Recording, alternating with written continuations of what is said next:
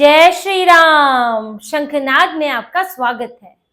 मोदी सरकार ने इधर वक्फ को लेकर एक्शन लिया नहीं कि वक्फ गैंग की परेशानी बढ़ी नहीं। इधर एक्शन होता है और उधर बौखलाहट बढ़ जाती है और फिर दौड़ दौड़ कर सुप्रीम कोर्ट के पास पहुंच जाते हैं। सरकार के फैसलों से, सरकार के एक्शन से दिल की धड़कनें बढ़ने लग जाती हैं और ऐसा ही हुआ है अभी, जब सरकार ने उम्मीद पोर्टल लॉन्च करने की घोषणा की है। वक्फ के लिए, सभी वक्फ बोर्डों के लिए एक उम्मीद पोर्टल बनाया जा रहा है जो 6 जून को लॉन्च होगा और इस पोर्टल में सभी वक्फ बोर्डों को अपनी संपत्ति का रजिस्ट्रेशन कराना होगा, उनका पंजीकरण कराना होगा, यानी कि सीधे शब्दों में कहें तो कागज देने होंगे। उनके पास जो भी संपत्तियां हैं उसकी लोकेशन बतानी होगी, उसके कागज बताने होंगे और ये सब काम 6 महीने के अंदर करने होंगे। सभी वक्फ बोर्डों को राज्य बोर्ड जो है, राज्य सरकारें जो है उसमें मदद करेंगी, मुतवल्ली की जिम्मेदारी होगी और 6 महीने, अगर ज्यादा जरूरत है तो 7-8 महीने का समय दिया जाएगा और इसमें ये काम पूरा करना होगा। जिसके कागज नहीं होंगे, जिस जमीन के, वो विवादित कहलाएगी, फिर मामला आगे चलेगा, लेकिन वो वक्फ की संपत्ति नहीं कहलाएगी। अब वक्फ बोर्ड को भी कागज दिखाने होंगे।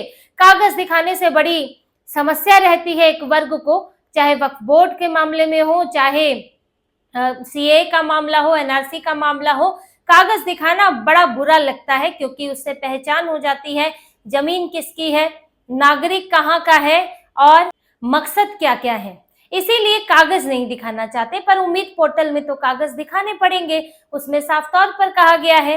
अब ऐसे में all India Muslim personal law board वो पहुंच गया है सुप्रीम कोर्ट और एक प्रेस रिलीज जारी की है जिसमें उम्मीद पोर्टल लॉन्च करने का विरोध किया गया है।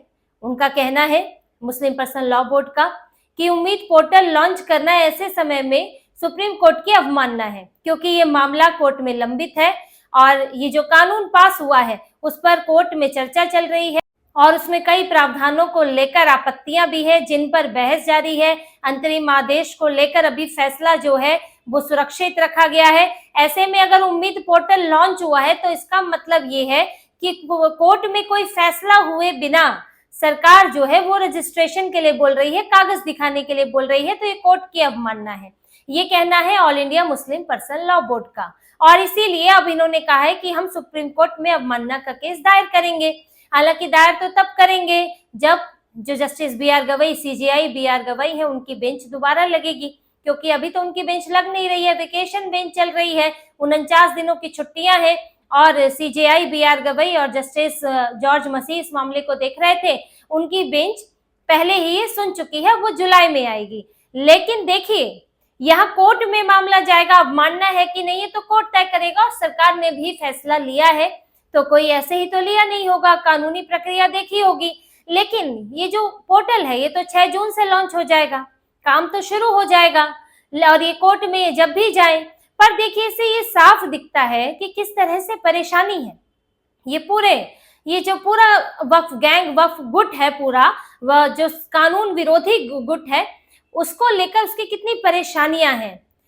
चाहे कपिल सिब्बल हो, चाहे अभिषेक मनु सिंघवी हो या असदुद्दीन ओवैसी हो, ये सारे तो एक ही गुट के हैं और इनका यही कहना है कि कागज मत मांगिए। वक्फ बाय यूजर है, मुंह से बोल दिया, यह इस्तेमाल हो रही है तो वो हो गई वक्फ की संपत्ति और कागज 2013 से दिखाने बंद कर दिए इन्होंने, जिसके बाद इनकी जो संपत्ति है यानी कि जमीन है वो कई गुना बढ़ गई क्योंकि दावे हो गए, दावा कर दिया, उंगली रख दी तो आपकी हो गई। आप कागज मांगे जा रहे हैं और उम्मीद पोर्टल जो है वो कितना बड़ा कदम है ये साफ दिखता है। देखिए, जितना पुरजोर विरोध होता है, समझ लीजिए वो चीज उतनी परेशानी पैदा करने वाली है और उम्मीद पोर्टल भी यही है। इन्हें पता है कि उस पोर्टल पे अगर कागज दिखाने पड़ेंगे तो फिर मुश्किल हो जाएगी और वहां कागज नहीं दिखाएंगे तो संपत्ति विवादित हो जाएगी। तो सरकार ये नहीं कर रही है कि अब एक एक करके, तो राज्य स्तर पर जांच हो रही है, लेकिन इनके ऊपर भी जिम्मेदारी डाल दी है कि वक्फ बोर्डों को खुद जो है अपनी संपत्ति के सबूत देने होंगे। अब सबूत कहाँ से लाएंगे जिनके होंगे ही नहीं। 4,80,000 ऐसी संपत्तियां हैं जो विवादित है और इनके पास कुल 9 लाख संपत्तियां, यानी कि आधी संपत्ति जो है वो तो विवादित ही है इस देश में इनकी। बाकियों के भी कितने कागज हैं वो तो अब पता चलेगा जब रजिस्ट्रेशन होगा और रजिस्ट्रेशन से, पंजीकरण से डर लगता है और इसीलिए कोर्ट में पहुंचे हैं ये all India Muslim personal law board वाले सुप्रीम कोर्ट में जाएंगे, उम्मीद पोर्टल पर रोक लगाना चाहते हैं, यानी कि अभी पंजीकरण मत कीजिए, जब पूरा फैसला आ जाएगा तब पंजीकरण कीजिएगा। लेकिन सरकार इसके भी उपाय ढूंढेगी, क्योंकि अंतरिम रोक तो लगनी बड़ी मुश्किल है। इनकी तो अंतरिम आदेश की तो बात ये लोग कर रहे हैं। अंतरिम आदेश यानी कि किसी प्रावधान पर रोक लग जाए, कानून पर रोक लग जाए। कानून पर रोक लगाए नहीं जा सकती, क्योंकि कोर्ट को पहले ही बताया जा चुका है कि विधायिका और न्यायपालिका की शक्ति का उल्लंघन होगा अगर इस पर स्टे लगता है। तो आप इसकी वैधानिकता जांच सकते हैं। और इसके ऐसा नहीं है कि आप पूरे कानून पर चर्चा करेंगे, एक एक प्रावधान पर नहीं कर सकते हैं। तो रोक लगनी तो बड़ी मुश्किल है। अब अगर रोक नहीं लगेगी तो मामला कोर्ट में चलता रहेगा। ऐसे में सरकार का काम भी चलता रहेगा, किसी तरह की रोक ही नहीं होगी। जब फैसला आएगा तब आएगा। तो उम्मीद पोर्टल तो परेशानी इन लोगों के लिए बना हुआ है और इसीलिए ये लोग कोर्ट पहुंचे हैं। वहीं सरकार ने भी ये दिखा दिया है उम्मीद पोर्टल लाकर कि वो रुकने वाली नहीं है। ये बड़ा एक्शन है पीएम मोदी का। वक्फ के संदर्भ में जिस तरह से रोड़ा अटकाने की कोशिश हुई है कि वक्फ कानून को कोर्ट में ले जाएंगे, अंतरिम आदेश ले लेंगे, हालांकि वो संभव नहीं हुआ, जैसे कि हर मामले में ये लोग करते हैं। और जो वक्फ बोर्ड जिस तरह से चलता आ रहा था वैसे ही चलता रहेगा। लेकिन सरकार ने पहले तो हलफनामा दायर करके अंतरिम आदेश पर जो स्टे लगाने की बात हो रही थी उस पर पहले जो है सरकार ने अपनी तरफ से आपत्ति जताई और एक तरह से उसको रोका है, इनडायरेक्ट तरीके से उसको रोका है और बताया है कि संसद क्या होती है। दूसरी बात, सरकार ने ये भी दिखा दिया है उम्मीद पोर्टल से कि आप कोर्ट में मामला ले जाएं, चाहे कहीं भी ले जाएं, सरकार का काम रुकने वाला नहीं है। संपत्तियों की जांच होगी, संपत्तियों के कागज मांगे जाएंगे। कागज दिखाना देखिए कितना बड़ा मुश्किल इनके लिए इसीलिए भी है क्योंकि इनके ये जो इनके कोर्ट में केस जाते हैं उसमें ये फंस जाते हैं।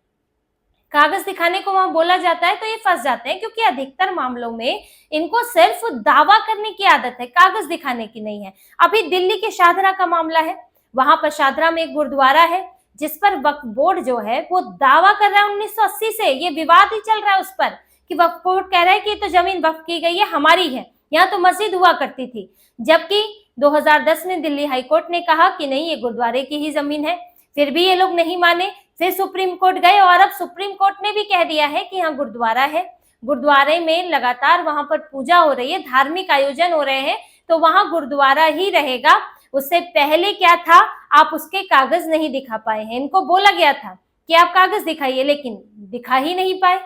बस आधार क्या था कि मोहम्मद एहसान नाम के व्यक्ति ने ये जमीन जो है, जो गुरुद्वारे की जमीन है, वो बेची थी। जिसने गुरुद्वारा बनाया है, जिन्हें गुरुद्वारे के लिए दान की होगी, उनको ये जमीन बेची थी मोहम्मद एहसान नाम के व्यक्ति ने। अब क्योंकि एक मुस्लिम व्यक्ति ने बेची है तो अब इनके दिमाग में वक्फ बाय यूजर आ जाता है और वक्फ की गई थी ये कहने लगते हैं कि इससे पहले वहां पर मस्जिद थी, जबकि आजादी के समय से यहाँ पर गुरुद्वारा ही रहा है उस जगह पर। अब ये आप एक दोहरा चरित्र भी देखिए, जब हिंदू कहते हैं अपने मंदिरों के लिए, ज्ञानवापी मस्जिद में या फिर जो मस्जिद बनी हुई है मथुरा में, उसके लिए जब हिंदू कहते हैं कि यहाँ पर मंदिर हुआ करता था, हमारे इष्ट देव, हमारे जो हिंदू धर्म के बड़े जो भगवान है, जो त्रिदेव हैं, उनका जहाँ पर मुख्य मंदिर हुआ करता था, उसको लेकर भी इनका कहना होता है कि नहीं जी, होता तो होगा कभी, लेकिन अब तो मस्जिद है, अब तो ये हमारी है, अब हम इसको नहीं देंगे। उसको देने के लिए तैयार नहीं होते और ये कहते हैं कि क्यों मंदिर मस्जिद आप लोग करते रहते हैं, जो है सो है, अब जो है उसे स्वीकार करना चाहिए, क्यों इसके लिए लड़ाई कर रहे हैं। ये सारी बातें हिंदुओं को पढ़ाई जाती है, लेकिन जब मामला इनका अपना होता है तो ये केस पर केस करते हैं। तो ये हर जगह जहां कागज दिखाने को बोला जाता है वहां इनके लिए मुश्किल खड़ी हो जाती है और यही उम्मीद पोर्टल पर भी होगा, कागज दिखाने की बात होगी। इसीलिए फिर से वक्फ गैंग जो है वो सुप्रीम कोर्ट पहुंच गया है। इनकी बौखलाहट बढ़ गई है कि उम्मीद पोर्टल आने से अब तो सामने आ गया, अब तो जो मुसीबत के बारे में सोच रहे थे, अभी तक कल्पना कर रहे थे, अब तो वो सामने आ गई। अब तो सारे मुतवल्ली को सब दिखाना पड़ेगा। ऐसा नहीं होगा कि ये मजार है और मजार के 100 किलोमीटर का दायरा जो है वक्फ हो गया है, ये नहीं होगा। अब तो मुतवल्ली को कागज दिखाने पड़ेंगे और उसमें जियो टैगिंग भी करनी है। जो उम्मीद पोर्टल के जो नियम है, 6 महीने में आपको पंजीकरण कराना है, फिर जियो टैगिंग करनी है, यानी कि लोकेशन बतानी है आपको, और लोकेशन भी पूरे कोऑर्डिनेट्स के हिसाब से बतानी है कि लॉन्गिट्यूड एल्टीट्यूड पर कहाँ पर वो जगह बैठती है।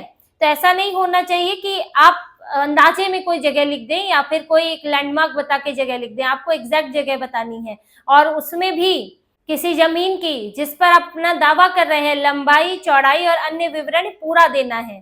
तो सारे पुख्ता सबूत इकट्ठे किए जा रहे हैं, मांगे जा रहे हैं सरकार की तरफ से कि दावा है तो उसको साबित करो, और इसीलिए उस पर रोक लगाने की कोशिश भी हो रही है।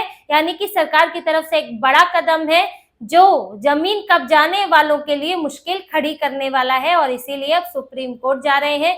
हालांकि अब सुप्रीम कोर्ट में जब बेंच लगेगी, अभी तो 1-2 हफ्ते ही हुए हैं, करीब 5 हफ्ते 6 हफ्ते और बाकी है, जिसके बाद फिर वेकेशन खत्म होकर 13 जुलाई के बाद नई बेंच बैठेगी। उसके बाद इसको स्वीकार किया जाता है या नहीं और सरकार का क्या तर्क होता है ये तब सामने आएगा। लेकिन उससे पहले उम्मीद पोर्टल लॉन्च हो जाएगा और उसमें इस जो वक्फ बोर्ड है, जो राज्य वक्फ बोर्ड है, उन्हें अपनी संपत्तियों की सारी जानकारी देनी होगी। तो इसी तरह की और खबरें और विश्लेषण आपके लिए लाते रहेंगे। हमसे जुड़े रहिए, सब्सक्राइब कीजिए, कमेंट कीजिए। बहुत बहुत धन्यवाद। जय श्री राम।